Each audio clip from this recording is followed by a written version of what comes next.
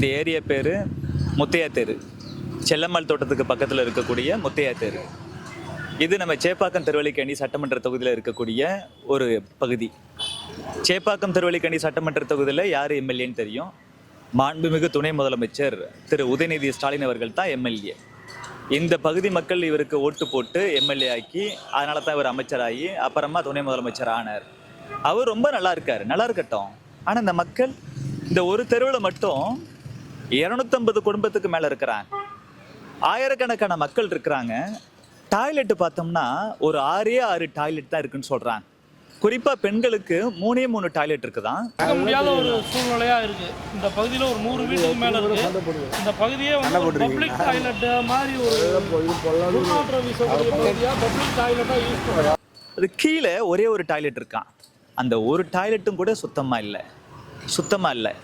80 வயசு பாட்டி ஒருத்தங்க சொல்கிறாங்க, நான் 80 வருஷமாக இங்கே தப்பாக வாழ்கிறேன், ஆனால் இந்த ஆட்சியில் மோசமாக வந்துட்டு இந்த ஏரியாவை பராமரிப்பு பண்ணுறது மாதிரி எந்த ஆட்சியிலையுமே பண்ணதில்லை, அவ்வளவு மோசமாக இருக்குது அப்படி சொல்கிறாங்க. ரொம்ப கஷ்டமாக இருக்குது. வயசானங்கப்பா. இப்போ மேலே 2 டாய்லெட் இருக்குது, அங்கே என்னால் ஏற முடியாது. கீழே இருக்கிற இந்த ஒரு டாய்லெட்டை தான் நாங்கள் பயன்படுத்த முடியும். அவ்வளவு மோசமாக இருக்குது, கொஞ்சம் கூட க்ளீனாக கிடையாது. இந்த ஒரு டாய்லெட் எப்படி பத்தும் எங்களுக்கு அப்படின்னு ரொம்ப ஃபீல் பண்ணுறாங்க. நமக்கு என்னென்னா 250 குடும்பத்துக்கு மேலே இருக்குது. எங்கே நூற்றுக்கணக்கான நம்ம தாய்மார்கள் இருக்கிறாங்க. எப்படிங்க வெறும் 3 டாய்லெட்டு போதும் அவங்களுக்கு? அதுலேயும் ஒரு டாய்லெட் வந்துட்டு நீட்டாக இல்லை, அவ்வளவு அசுத்தமாக இருக்குன்னு சொல்கிறாங்க. சொல்ல கஷ்டமாக இருக்குது. நாப்கின்லாம் அப்படியே போட்டு வச்சுருக்கிறாங்களாம். ரொம்ப ரொம்ப மோசமாக இருக்குது. அவங்க சொல்கிறாங்க, யாராச்சும் ஒரு லேடி இருந்தால் உள்ளே அனுப்பி அவங்கள விட்டு ஃபோட்டோ எடுங்க அப்படின்னு.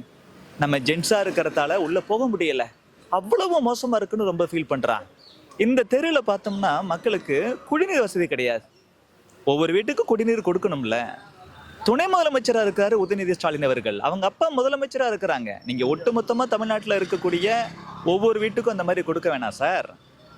அது கூட சிரமம், இங்கே டைம் ஆகும்னு சொல்லுங்கள். சேப்பாக்கம் திருவல்லிக்கேணி சட்டமன்ற தொகுதிங்கிறது ரொம்ப ரொம்ப சின்ன தொகுதி. இங்கே இருக்கக்கூடிய ஏழை எளிய மக்களுக்கு குடிநீர் உள்ளிட்ட அடிப்படை வசதி கூட செஞ்சு கொடுக்க முடியலன்னா எப்படி? இன்னொரு அக்கா பேசுகிறாங்க, மனசு ரொம்ப கஷ்டமாக இருக்குது. எங்கள் குழந்தைங்கள்லாம் எங்கள் கண்ணு முன்னாடியே அழிஞ்சிக்கிட்டு இருக்கிறாங்க.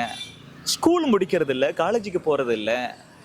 காரணம் எல்லாருமே போதை பழக்கத்துக்கு வந்துட்டு இங்கே அடிக்ட் ஆகிட்டாங்க. போதைப் பொருட்களுக்கு அடிமை ஆயிட்டதால இடைநிற்றல் அதிகமாக இருக்குதான். 12வது வரைக்கும் கூட படிக்கிறது இல்லையா. ஒருத்தர் 2 பேர் தப்பி தவறி வந்துட்டு இந்த ஸ்கூல் எஜுகேஷனை முடிச்சா காலேஜுக்கு போகிறது இல்லையா. எங்கள் கண்ணு முன்னாடியே எங்கள் குழந்தைகளோட எதிர்காலம் அழியறத நாங்கள் பார்க்குறோன்னு சொல்லிட்டு அவ்வளோ ஃபீல் பண்ணுறாங்க. யாருமே எங்களை எதுவுமே கண்டுக்கலன்றாங்க. இந்த பகுதியில் எம்எல்ஏவாக இருக்கக்கூடியவர் துணை முதலமைச்சர் உதயநிதி ஸ்டாலின்.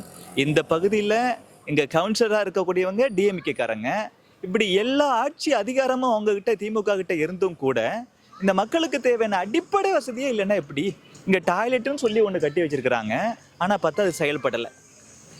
ரொம்ப மோசமாக இருக்குது. ஒன்றுமே இல்லை. அதில் மக்களுக்கு குடிநீர் இல்லை, முறையான கழிப்பறை வசதி இல்லை, இங்கே போதைப் பொருட்கள் அதிகமாக இருக்குது, சுகாதாரங்கிறது கொஞ்சம் கூட இல்லை. உண்மையிலே மனசு வலிச்சு சொல்கிறேங்க. இந்த சைடு போயிட்டு வரும்போது எச்சி முழுங்க முடியல, அவ்வளவு மோசமாக இருக்குது ஏரியா.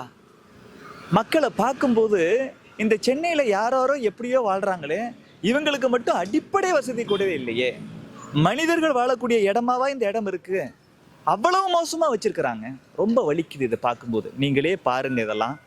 இப்படிப்பட்ட துணை முதலமைச்சர் மு.க. ஸ்டாலின் அவர்களும் அவங்க அப்பா முதலமைச்சர் ஸ்டாலின் அவர்களும் மறுபடியும் ஆட்சிக்கு வந்து என்னத்தை செஞ்சிட போகிறாங்க? அப்பா முதலமைச்சர், பையன் துணை முதலமைச்சர், இப்படி இருந்தும் கூட இந்த மக்களுக்கு தேவையான அடிப்படை வசதியை அவங்க செஞ்சு கொடுக்கல. அவங்களோட சொந்த தொகுதி, அதையே செஞ்சு கொடுக்கல. 5 வருஷம் ஆச்சு. இதுக்கப்புறம் என்ன பண்ணிட போகிறாங்க? மக்கள் ஒரு நல்ல முடிவு எடுக்கணும், கண்டிப்பாக நல்ல முடிவு எடுக்கணும். இவங்க சொந்த தொகுதியே கண்டுக்காத உதயநிதி ஸ்டாலின் உள்ளிட்ட இந்த திமுக காரங்க ஒட்டுமொத்தமாக தமிழ்நாட்டை எப்படி இவங்க முன்னெடுத்துவாங்க? அதற்கான வாய்ப்பே கிடையாது. கோபம் வருது. நீங்கள் மட்டும் உதயநிதி அவர்களே, உங்கள் தாத்தாவும் முதலமைச்சர், உங்கள் அப்பாவும் முதலமைச்சர், நீங்கள் துணை முதலமைச்சர், நாளைக்கு நீங்கள் முதலமைச்சர் ஆகணும்னு கனவு காண்றீங்க.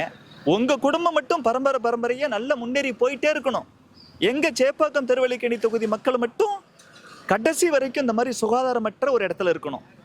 ஒரு கழிவறை கூட முறையாக இருக்கக்கூடாது. குறிப்பாக எங்களோட பெண்களுக்கு கூட கழிவறை முறையாக இருக்கக்கூடாது. அதை சுத்தமாக வச்சுக்க மாட்டீங்க. போதைப் பொருளில் சிக்கி எங்கள் மாணவர்கள் கூட படிக்காமல் சின்ன வயசுலேயே வந்துட்டு அழிஞ்சு போகணும். நீங்கள் மட்டும் நல்லா இருக்கணும். எத்தனை காலத்துக்கு தான் இப்படி ஏமாத்திட்டே இருப்பீங்க? எங்கள் மக்களோட வறுமையை பயன்படுத்தி 500 1000 கொடுத்து இங்கே ஜெயிச்சிடலான்னு இந்த முறை நினைக்காதீங்க. கருணாநிதி ஐயா காலகட்டத்தில் ஏமாந்தோம், ஸ்டாலின் ஐயா காலகட்டத்தில் ஏமாந்தோம், 3வது தலைமுறையாக நீங்களும் இனிமேலும் எங்களை ஏமாற்றலாம் நினைக்காதீங்க.